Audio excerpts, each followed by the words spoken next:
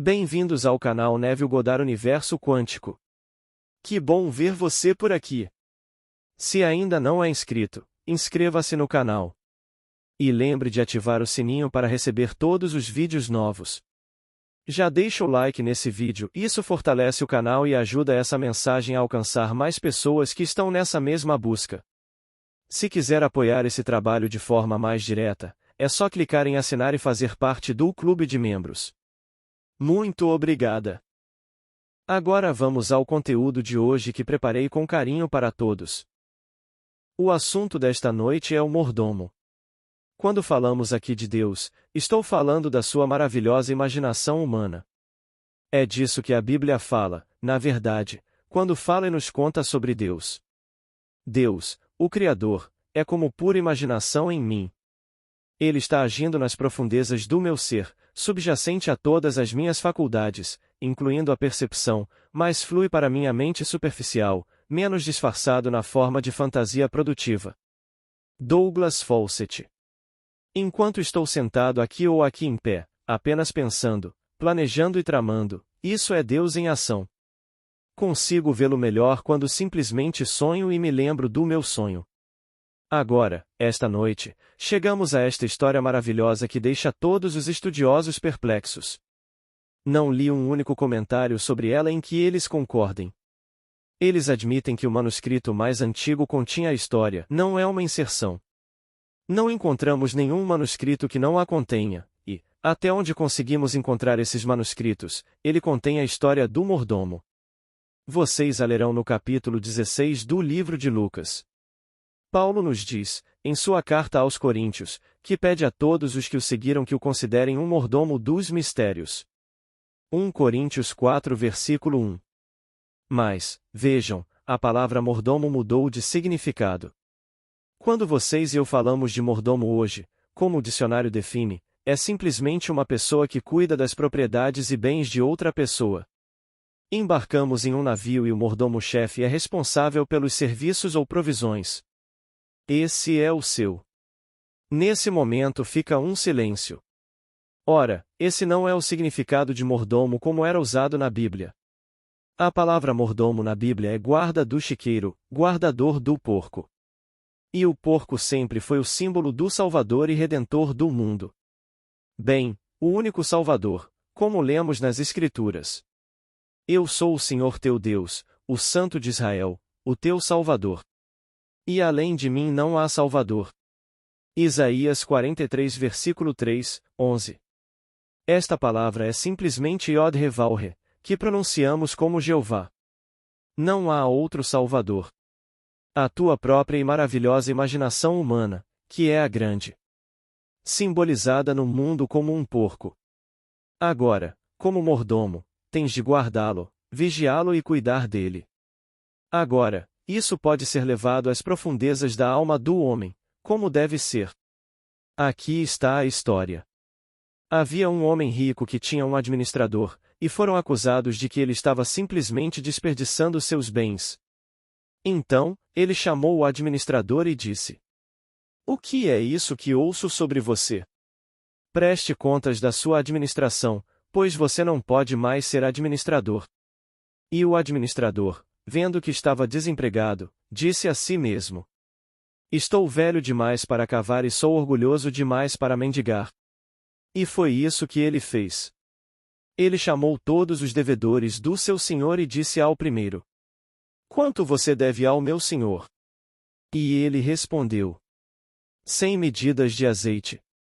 Ele disse: "Sente-se depressa e escreva 50. Então, ele disse ao segundo: "Quanto você deve ao meu senhor?" Ele disse: 100 medidas de trigo. Ele disse: "Sente-se depressa e escreva 80. E o senhor, descobrindo que o mordomo havia feito, elogiou-o por sua prudência e então disse ao seu Mias uma pausa. Para imitar essa sabedoria, essa esperteza desse mordomo injusto, e convidou todas as pessoas a praticarem essa arte de riquezas injustas. Lucas 16 versículo 1, 12.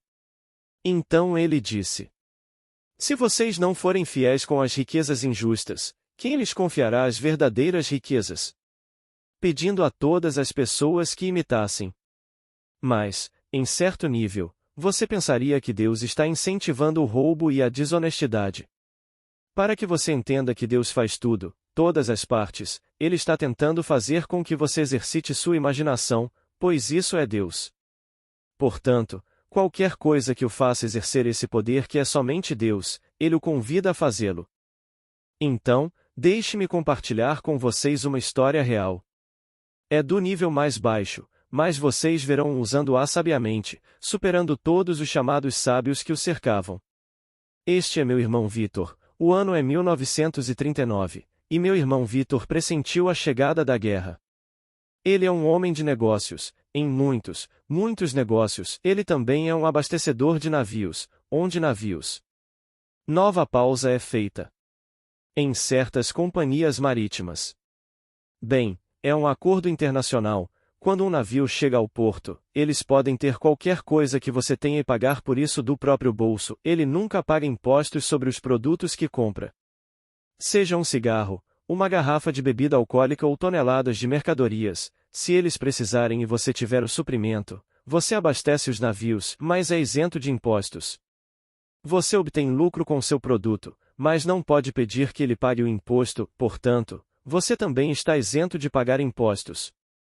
Bem, sendo um abastecedor de navios, carregando suprimentos para navios e pressentindo a chegada da guerra, ele foi até seus banqueiros e levantou cerca de 1 milhão e meio a mais do que ele sempre carregava em cheque especial para o comércio local.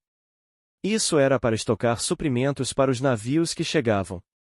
Ele sabia em seu coração que nenhum navio viria para Barbados quando a guerra estourasse, porque a Inglaterra não conseguia construir navios rápido o suficiente, mas os alemães os afundavam. Então, eles seriam uma ilha isolada e teriam que simplesmente sobreviver por seus próprios esforços, vivendo de peixe, fruta-pão, batata doce e tudo o que pudessem cultivar, mas certamente não das coisas adoráveis que trouxemos da América, Canadá e Europa. Então, ele aproveitou esse intervalo de tempo, quando o calendário chegou a 1939, e levantou esse dinheiro.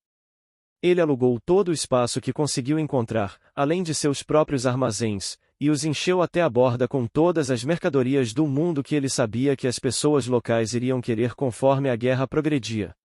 E ele a via como uma longa guerra. Bem, no primeiro dia de setembro de 1939, a Inglaterra declarou guerra à Alemanha. 2 anos depois, ainda não estávamos em guerra, a Inglaterra estava em guerra. 2 anos depois, nenhum navio de passageiros, exceto navios americanos, chegou, e eles certamente não precisavam de nada de Barbados. Eles partiram de Nova York, chegaram a Barbados em 5 dias e partiram do porto de Nova York com tudo o que precisavam para a viagem de ida e volta de 38 dias, entrando na Argentina e voltando para Nova York. Então, ele não vendeu 1 quilo de manteiga.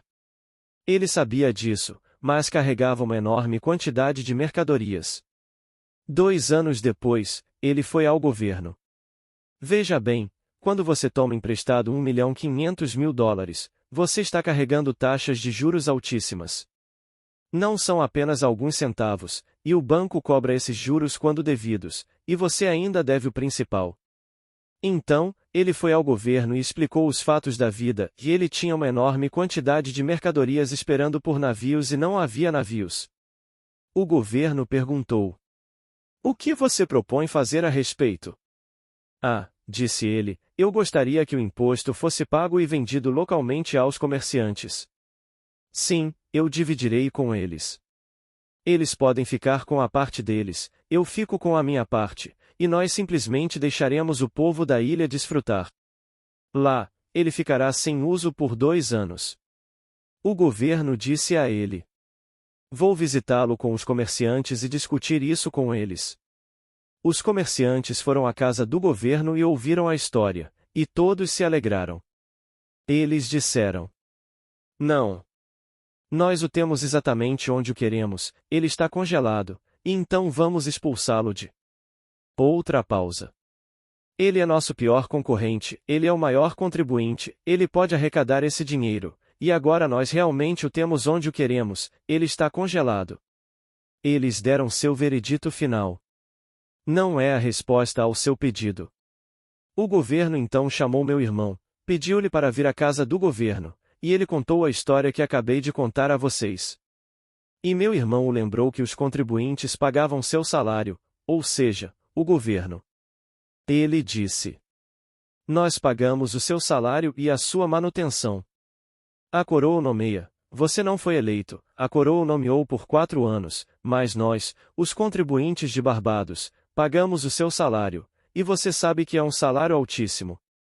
É uma grande vantagem para todos que serviram a coroa por um longo período, quando estão prestes a se aposentar, recebem Barbados, Trinidad ou Jamaica como uma pequena, eu diria, recompensa, para que possam economizar cada centavo durante esses 4 anos, voltar para a Inglaterra, se aposentar e ter uma ótima reserva financeira. Mas o homem local paga esse salário. Então meu irmão o lembrou de quem paga seu salário. Bem, ele não gostou disso, então disse: Mesmo assim, dou-lhe minha palavra final, Godard. Não é a resposta. Você a comprou para navios e para navios ela continua. Então meu irmão lhe disse: Essa é sua verdadeira palavra final? Sim, Godard.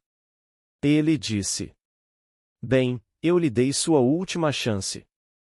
Ele disse: Godard, você percebe que está falando com o governo? Ele disse: Sim, Excelência, e partiu. Foi para seu escritório e disse: Traga-me meus advogados. Pediu ao advogado que lhe desse uma definição legal de navio, apenas uma definição legal de navio. Sei que você pensa em um transatlântico enorme, mas eu quero uma definição legal que se sustente no tribunal. Um barco a remo seria chamado de navio? Não encontramos botes salva-vidas chegando aqui com passageiros depois que um navio afundou? Eles não chegaram aqui em um barco a remo? Sim, é isso mesmo. Ele colocou as palavras na boca deles para definir um navio. Um barco a remo, um barco de pesca, uma lancha, isso é um navio. Se um homem embarca nele, se tiver coragem, ele realmente sente que há uma esperança razoável de chegar a outra ilha a 100 milhas de distância? Sim. Certo, então essa é a definição de um navio. Obrigado, senhores. Então ele ligou para o departamento de publicidade. Disse: Quero um anúncio de página inteira amanhã. Quero que você defina um navio para mim bem no topo da página e, em seguida, liste essas coisas para mim, todas estão à venda com isenção de impostos. Qualquer pessoa que possua um barco, um pequeno barco a remo, um pequeno navio, tem direito, mas é preciso ter um barco. Bem, quando ele quebrou na manhã seguinte, o governo viu $600 mil voando pela janela em impostos. Os comerciantes viram todo esse dinheiro saindo dos bolsos e ficaram furiosos. Tentaram falar com ele por telefone. A secretária atendia e dizia: Não consigo localizar o Sr. Godard. Ele não está disponível hoje, então está muito ocupado. Bem, em 48 horas ele não tinha mais 1 quilo de manteiga para vender. Vendeu tudo por dinheiro, sem crédito. Ele disse: Traga seu dinheiro e pode obtê-lo em dinheiro e não paga impostos. Eles remaram para longe da vista, contornaram a curva, voltaram para a praia e venderam para o povo. Todos estavam esperando por ele. Até hoje, os comerciantes não o contrariam mais. Isso é usar a imaginação. Você chama isso de, bem, isso é coisa de mordomo desonesto e injusto. Sim, a Bíblia diz que ele era um mordomo desonesto e injusto. Mas, pelo menos uma pessoa conseguiu usar a imaginação e superar aquela oposição colossal de todos os comerciantes e do governo. Ele estava jogando para a maioria, não para o maior contribuinte, mas para a maioria, e então ele simplesmente driblou todos eles. Vendeu tudo o que tinha no armazém e saiu com uma fortuna em 48 horas. Esse é o nível mais baixo. Mas ele primeiro usou a imaginação. Aqui, esta noite, vamos levar isso para outro nível, onde você pode entrar.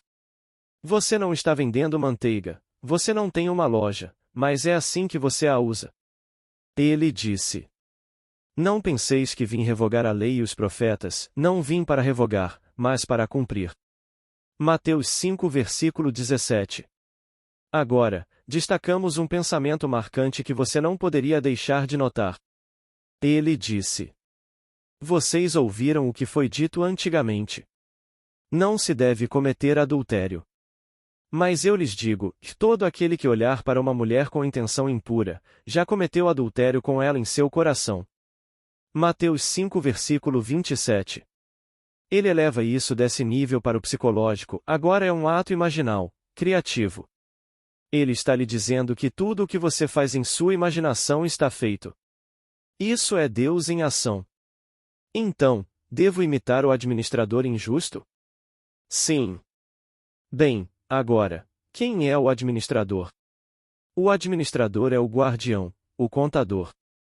O que, no homem, é o contador perfeito? Seria a memória. A memória, embora falha, ainda é adequada para a recordação da mesmice. Mas se eu tivesse uma memória perfeita, uma recordação perfeita, 100% de recordação, esse seria o contador perfeito. Se no final de um dia eu pudesse recordar todo o meu dia e ver os pontos do meu dia na minha própria imaginação que não saíram exatamente como eu esperava, eu vou falsificar o registro. Sou chamado para falsificar o registro. Revisar aquela cena. Agora eu não gosto daquela cena. Reescrevê-la. Então eu reescrevo a cena onde eu saio bem. E então tudo agora vai ser escrito na minha mente, e eu vou reproduzi-lo. Eu gosto disso.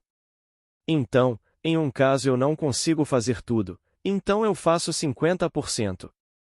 Outro caso, eu não consigo fazer direito, coloco 80%. Você deve 100 a ele, então 50%. Você deve o que a ele? 100, então 80%.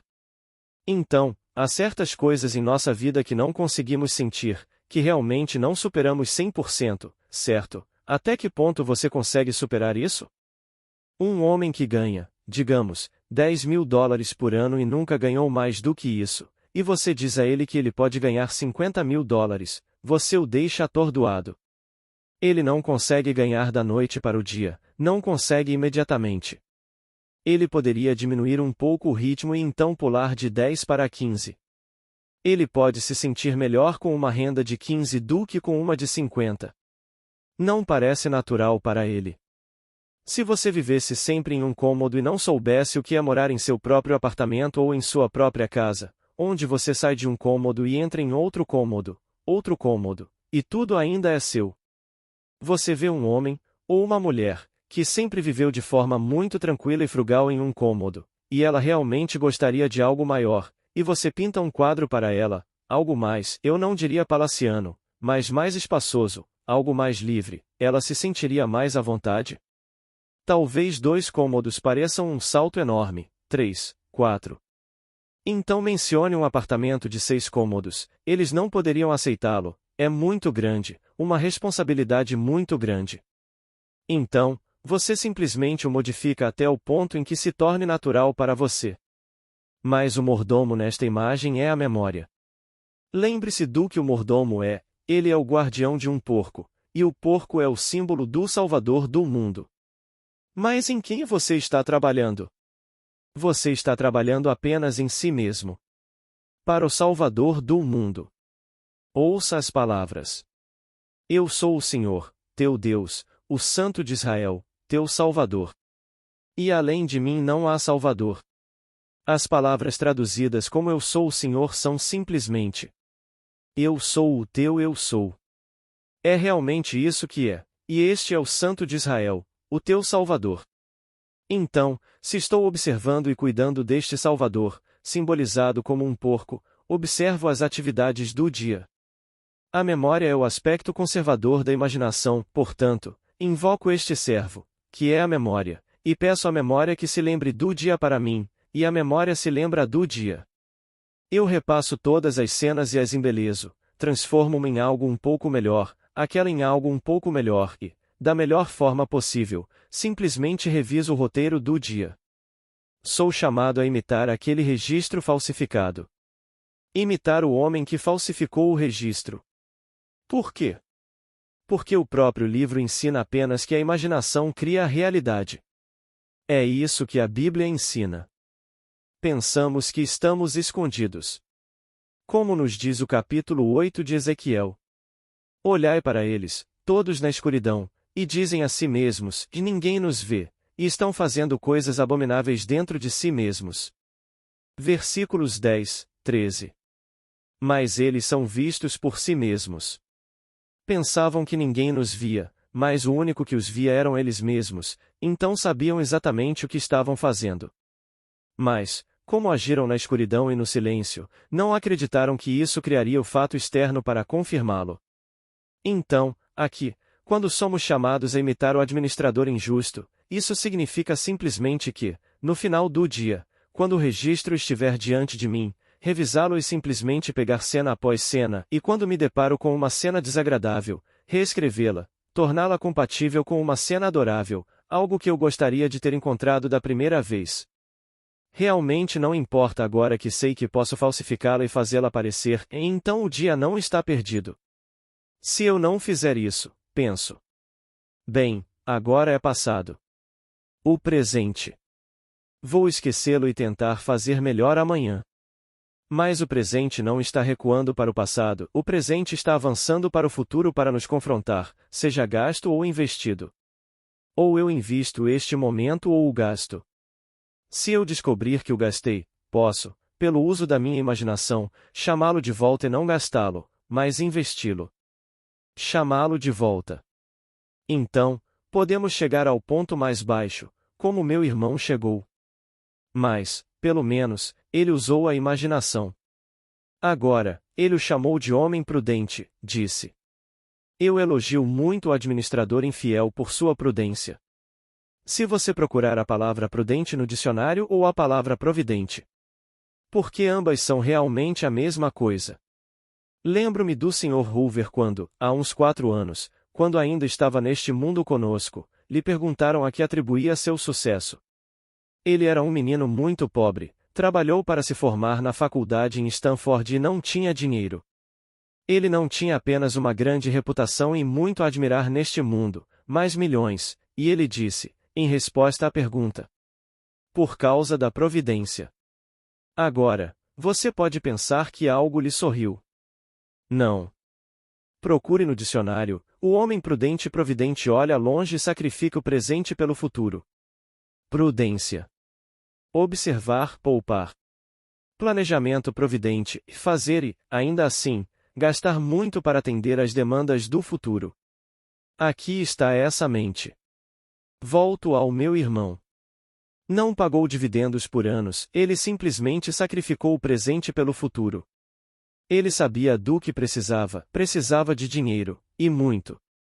Então, por que distribuí-lo em 10 parcelas para 10 de nós, que o possuíamos? Se você pode fazer sua própria parte, faça-o, e então deixe que essa coisa seja arada e arada. Então, ele usou sua imaginação exatamente como descrito no dicionário, ele simplesmente olhou para frente, ele viu o que estava chegando. Então, parece, gasto em grande parte para as demandas do futuro, o que seria necessário no futuro. Então, no nível mais baixo, ele ainda o elogia. Então você chega a este nível, o nível psicológico, onde cada um tem todas essas partes dentro de si, e ele desempenha o papel de administrador.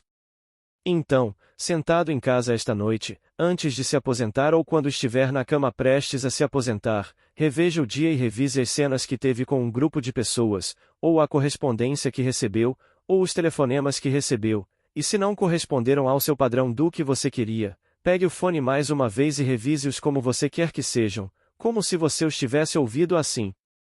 Repasse o dia inteiro, pois aquele dia, agora que foi repetido, você o encaixará nesta imagem do administrador injusto. Você falsificou o registro do dia, sabendo que ele não está retrocedendo, está avançando, e seus atos criativos estão criando os fatos da vida porque a imaginação cria a realidade. Aqui, quando você lê essas histórias, embora os estudiosos não consigam entendê-las, ainda não encontrei nenhum que concorde com elas, eles são homens honestos, como não se encontra um manuscrito antigo que não as contenha, dizem. Ele deve ter dito isso, ele deve ter dito.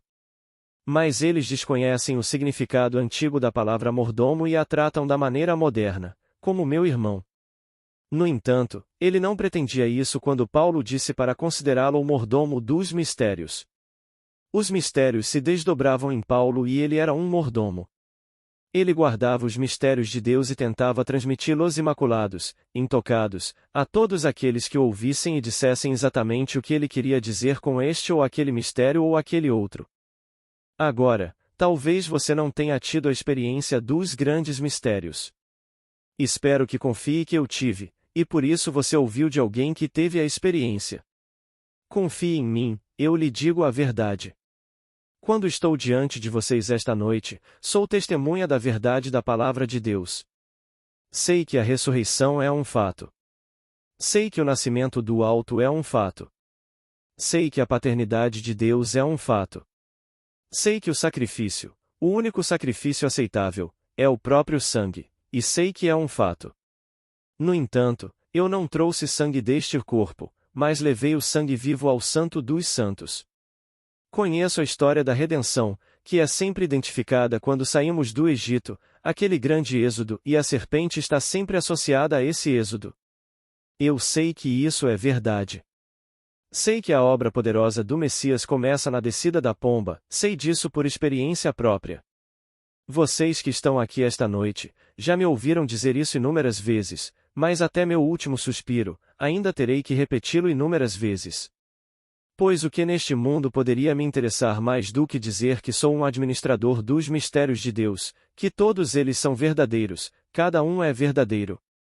Se você me oferecesse esta noite, como um amigo me disse antes de eu assumir a reunião, subir ao palco, ele disse: Neville, estou tão faminto por uma experiência com Deus. Se você pegasse a riqueza de Gary somada à de Rockefeller e somasse a de Ford, somasse tudo isso e me oferecesse isso em troca de uma experiência com Deus, eu diria: fique com sua riqueza e me dê a experiência com Deus. Bem, ele não deve estar muito longe de tal experiência. Como nos diz o livro de Amós: mandarei fome sobre a terra, não será de pão, nem sede de água, mas de ouvir a palavra de Deus. Em outras palavras, de experimentar Deus. É uma fome que nada neste mundo pode saciar, a não ser uma experiência com Deus. E então, que todos os outros tenham suas fomes satisfeitas, pois não fomos feitos para a frustração, todos fomos feitos para a satisfação. Meu irmão tem grande satisfação em explodir ano após ano, superando a si mesmo. A cada ano ele cresce, sempre se expandindo, sempre se expandindo. Tudo bem, então ele tem uma fome neste nível. Chegará o dia em que ele terá uma fome no seu nível, assim como meu amigo esta noite, essa fome. Um dia meu irmão Vitor terá essa fome, ele não tem essa fome. Ele doa generosamente para igrejas. Adora entrar e sentar-se na igreja aconchegante e agradável. Por aconchegante, não me refiro às igrejinhas, mas se você for a uma determinada hora do dia, quando não há ninguém por perto além de você, ou se você for nas vésperas e o órgão estiver tocando, mas ninguém estiver lá, mas são vésperas, você sai e aqui está esta escuridão adorável, adorável. Ou você entra em uma determinada hora no verão e aquele maravilhoso raio de sol enquanto você olha para o oeste e o sol entra por aquelas lindas janelas coloridas. Apenas para sentar-se sozinho. Bem, ele adora isso. Mas ter uma experiência de Deus como a descrevi no meu pequeno panfleto ou no último capítulo de A Promessa, isso não o interessa, simplesmente não o interessa. Ele tem seu próprio conceito do que acontece depois que ele deixa este mundo. Mas, enquanto isso, ele está desempenhando o papel do administrador injusto, que é apenas o uso da sua imaginação para superar todas as barreiras neste mundo. Não há barreira permanente se você se tornar o administrador injusto, você supera todas as coisas no mundo. E então ele é congelado. Todos os comerciantes querem que ele seja congelado. Tirem-no do mercado, e ele se volta para o governo. Essa é a sua última palavra? Sim, Godard. Então eu lhe dei sua última chance. E o governo ficou horrorizado com a audácia deste comerciante. Mas ele não estava no dia seguinte, eles o procuraram por toda Barbados, não conseguiram encontrá-lo, no dia seguinte, por toda parte, não conseguiram encontrá-lo. No terceiro dia, já era tarde demais, todas as mercadorias já tinham sido vendidas.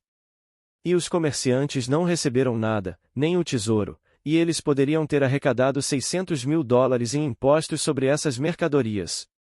Quem se beneficiou? Primeiro, meu irmão, mas indiretamente nós nos beneficiamos, porque somos todos sócios. Segundo, as pessoas que moram na ilha, elas não precisavam pagar esses impostos. Então, eles comiam toda a manteiga que queriam e todas as coisas que tínhamos em geladeira, esvaziavam tudo, e recebiam tudo fresquinho, e não precisavam pagar preços altos, pagavam um bom. Então todos lucravam. Os pescadores não precisavam pescar por muito tempo enquanto ganhavam tanto dinheiro. Levavam seus barquinhos para o mar, voltavam e vendiam a mercadoria. Então, isso está nas Escrituras. Não se pode conceber uma única coisa que o homem seja capaz de fazer que não seja abertamente discutida nas Escrituras. Então, para que ele está contando essas histórias? Para me transformar em um ladrão? Não, para me fazer usar minha imaginação, pois se eu não usar minha imaginação, eu estagno. Se a vida de hoje é apenas o que parece ser e os fatos são os fatos e não podem ser alterados, estou perdido. Mas se, apesar dos fatos, eu puder modificá-los, mudá-los, apagá-los completamente e colocar algo mais atraente em seu lugar, e isso acontecer, bem, então não encontrei Deus? Existe outro Criador no mundo além de um? Há apenas um. E ele é o Criador. Então, iniciamos esta reunião. Deus, o Criador, é como a pura imaginação em nós mesmos. Ele opera nas profundezas da nossa alma, subjacente a todas as nossas faculdades, incluindo a percepção, mas flui para a nossa vida superficial menos disfarçado na forma de fantasia produtiva. Então você se sente e sonha, e acredita no seu sonho, acredita na realidade do estado invisível.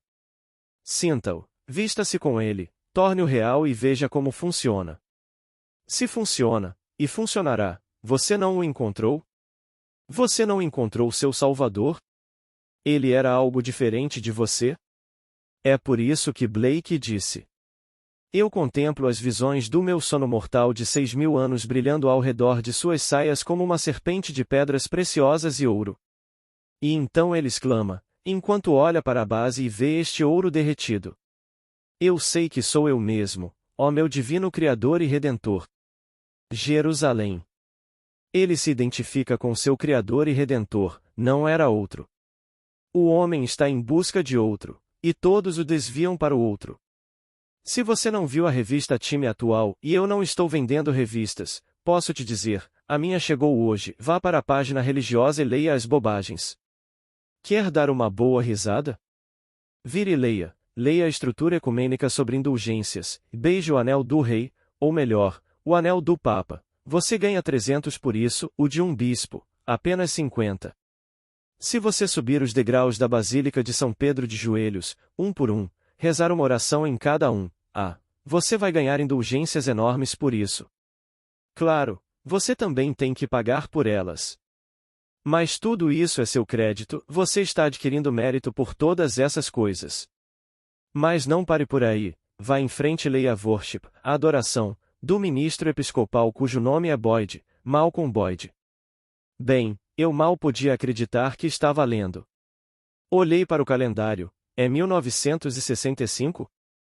Mas eu sempre pensei que o primeiro e o último ano da eternidade são um só, eles se entrelaçam, todos se misturam. Você não acreditaria se fosse algo linear. Talvez você estivesse preso.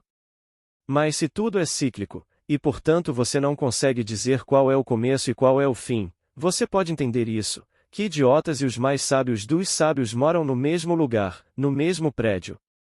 Então, falando sério, o que esse bispo? Um monte de orações e eu nem tentaria fazer isso da plataforma. Basta ler na edição atual da revista Time. Eu lhe digo, isso não é religião. Não tem nada a ver com a Bíblia. Essas histórias são propositalmente para fazer você parar de condenar as pessoas neste mundo. Esse é o fruto do bem e do mal. Pare de comê-lo. Não importa aos olhos dos comerciantes que não ganharam um centavo, meu irmão era Satanás, ele era o diabo. Se o colocassem contra a parede e o congelassem, e ele não pudesse pagar os juros, e a mercadoria simplesmente fosse vendida em leilão para pagar os bancos, bem, então ele estava apenas recebendo o que lhe era devido, e Deus, sendo um Deus honesto, deu-lhe. Mas aos olhos deles, Deus não pode ser honesto. Veja o dinheiro que ele ganhou, tudo em 48 horas, e ele sabia exatamente o que estava fazendo quando o trouxe. Ele sabia que não iria vender aquilo para navios. Ele não venderia em tempos de paz. Ele não poderia descarregar aquela mercadoria para navios, ora, em anos e anos e anos. Sabia exatamente o que estava fazendo. Então, ele pagou o banco integralmente e obteve um lucro considerável para os Goddards. Todos os pescadores ganharam dinheiro e os únicos que não ganharam dinheiro foram seus oponentes, os comerciantes. O governo não recebeu $600.000. Para dar mais de $100.000 por ano ao governo. Porque ele recebe $25.000 por ano isentos de impostos, sua mansão totalmente equipada, sua polícia não é sempre uma, mas guardiã 24 horas por dia, todas as despesas. Ele está custando ao contribuinte 100 mil por ano. Mas a coroa deu a ele. Deu o quê? Do nosso bolso? Então a coroa o nomeou e o deu pelos serviços que prestou à coroa ao longo dos anos, mas deu a ele às custas dos barbadianos. Meu irmão e minha família são um dos maiores pagadores de impostos. Estava saindo do nosso bolso, então ele se recusou a colocar mais $600.000 no tesouro e, em vez disso, deu aos pescadores e a todos os moradores da ilha. Então, eles vieram e compraram as melhores mercadorias, sem pagar impostos. Então eu conto a vocês esta história. Uma pausa acontece nesse momento. Acreditou. O sujeito que criticou minha narrativa da história do russo aos 8 anos de idade, e criticou o outro, ele não voltou desde então, não voltou desde então. Tenho sorte de não darmos a essa mente a Bíblia para editar. Ele tiraria tudo. Ele a emascularia, e no final dessa emasculação não teríamos nada. Ele veria apenas. Se estabeleceria, antes de tudo, como o critério do que é bom. Se não estiver à altura do seu padrão, então apague-o. Deus não teria dito isso. Eu lhes digo, deixem a Bíblia como está. Mas de tempos em tempos uma palavra muda de significado, e se pudermos encontrar o significado antigo, o que o autor queria dizer no momento quando usou essa palavra, se pudermos desenterrá-la e obter a palavra. Eu lhes digo, a palavra mordomo significava, quando usada na Bíblia, o guarda do chiqueiro, o guardador do porco. O porco sempre foi, em todas as línguas e em todas as épocas, o símbolo do Salvador e Redentor do mundo. O Salvador, o Redentor e o Criador são um só, e esse é você. Sua própria e maravilhosa imaginação humana, esse é Deus. Ela se redime. Limitou-se a esse estado com um propósito criativo, e então, tendo assumido o limite da contração, expande-se, e não há limite para sua translucidez, para a sua expansão. Mas ela assumiu propositalmente essa limitação e, portanto, se a assumiu, vai quebrá-la e iniciar a expansão. Quando você chega a esse final maravilhoso, ao começar a se mover para cima, você o vê. E você clamará com Blake. Eu sei que sou eu mesmo, ó meu divino Criador e Redentor, e é você mesmo. Você se funde com ela, e esse é o seu sacrifício, o seu próprio sangue, enquanto você se move na forma de uma serpente direto para Sião, para o Santo dos Santos. Agora, vamos entrar no silêncio. Pergunta. Neville, qual é a diferença entre? Eu sei a diferença. Mas não sei como descrevê-la. Imaginação humana e imaginação divina? São a mesma coisa, só que em um nível mais elevado. E uma e a mesma coisa. A diferença é o grau de intensidade. A diferença é simplesmente o grau de intensidade. Se eu colocar um pouco de água na chama e ela for uma chama pequena e única, ela evaporará e nunca ferverá, mas deixe-me intensificar a chama e então terei água fervente. Então, intensidade. Um ato imaginal em alta intensidade é imediato, instantâneo. Nesse nível, há um intervalo de tempo entre o ato imaginal e sua realização e o fruto. Mas você e Deus são um. Quero dizer literalmente quando digo que Deus se tornou homem, por homem, quero dizer homem genérico, para que o homem se tornasse Deus, é um. Para fazer isso, ele teve que esquecer completamente que era Deus. Ele se esvaziou e assumiu a forma de homem, e foi feito à semelhança dos homens. Filipenses 2 versículo 7. Para fazer isso, você esquece quem você é. A história do meu amigo. Na primeira noite, toda vez que ele chegava ao acima, ele se lembrava. Apenas em 3 ocasiões abaixo ele se lembrava.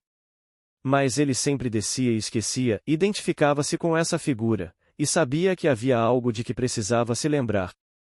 Ao pisar, atravessou uma cortina invisível, e então não havia mais nenhuma lembrança de sua posição lá de cima. Enquanto caminhava, era assombrado pelo pensamento. Há algo que preciso lembrar, o que é? Então, de repente, lembrou-se da posição exaltada. Virou-se, retornou a esse estado, e todas as pessoas do mundo estavam paralisadas como estavam quando ele as viu pela primeira vez lá de cima.